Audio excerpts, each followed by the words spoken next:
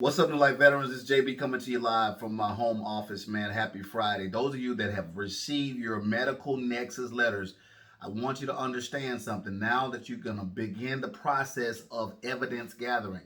What I mean by that, if you are suffering from a PTSD issue, you want to have your buddy statements that's recollecting the date of the injury or whatever happened. Any wife statements, they call lay statements, they need to be notarized. If you have police statements from sexual trauma or police statements from when you got into a car accident because of your disability or anything. In my case, I had sleep apnea so bad. I was at a traffic light, get this, with my foot on the brake. Okay, the car gear is engaged into drive, and I fell asleep at the wheel for at least 30 minutes with my foot still on the brake. When the cop came to my door and knocked on the door, he woke me up. And he said, "We got the call 30 minutes ago." And so he wrote me a ticket for impeding the traffic. So I use that in my C file, if you will, going into the VA claim process. So now that you got your medical nexus letter, that means that's the third element. You got your diagnosis. Now you need to provide proof of the injury element. The evidence you're going to be putting together is lay statements from spouse, family, and friends. Buddy statements from your friends. Make sure they're notarized. Your statement in support of claims. I think if that's not mistaken, that's VA Form 21-438. You can look at the file section to find that particular form and to see how I wrote mine. I have a statement in support of claim back there that won me a case.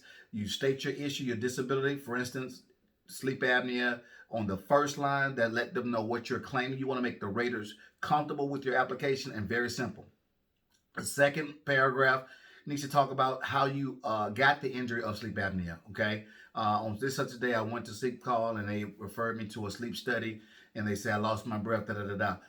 Okay, then you put that date when you went to sick call, when you went to the overnight study, what happened, da-da-da-da.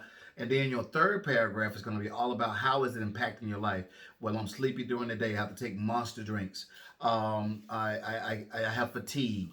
I yawn all the time. I'm afraid to drive long distances because I may crash my vehicle. Those are the statements that you put in the meat and potatoes of your third paragraph. How is it impacting your life, your family's life, and they're scared for you.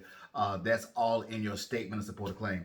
Another supporting document is Pubmed.gov. If you go to the website, Pubmed.gov, it's an it's the International Library of Medicine website, a government website where they're posting articles by nothing but medical personnel, doctors that are dealing with your particular issue. You can just Google you can go in the search bar and put in tinnitus, and it'll pull up everything that they've studied on tinnitus. Anything dealing with sleep apnea, you want to put that in your packet as well. If you're claiming a secondary issue, okay, meaning that you got sleep apnea because of something you're already service connected to, you need to go to index.va.gov, and find those cases on that particular issue. You type in the top query, sleep apnea secondary to.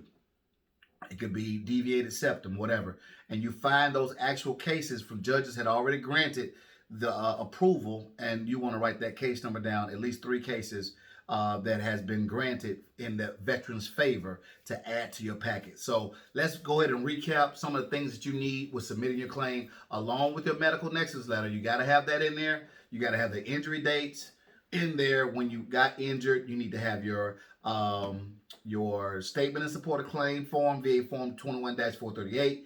You need to have buddy letters, lay statements, Pubmed.gov articles, Pubmed.gov articles in there dealing with your particular issue to make it more concrete. You also, if you're claiming a secondary issue, meaning something is aggravated because something you're already service connected for, a lot of people going to see my migraine doctors. A lot of people going to see my sleep doctors, secondary to PTSD. You want to do query sleep apnea secondary to PTSD and pull up those cases that were granted. That means they were approved, not remanded, not denied, but granted. So you can put sleep apnea secondary to PTSD granted, and they're going to pull up all those cases.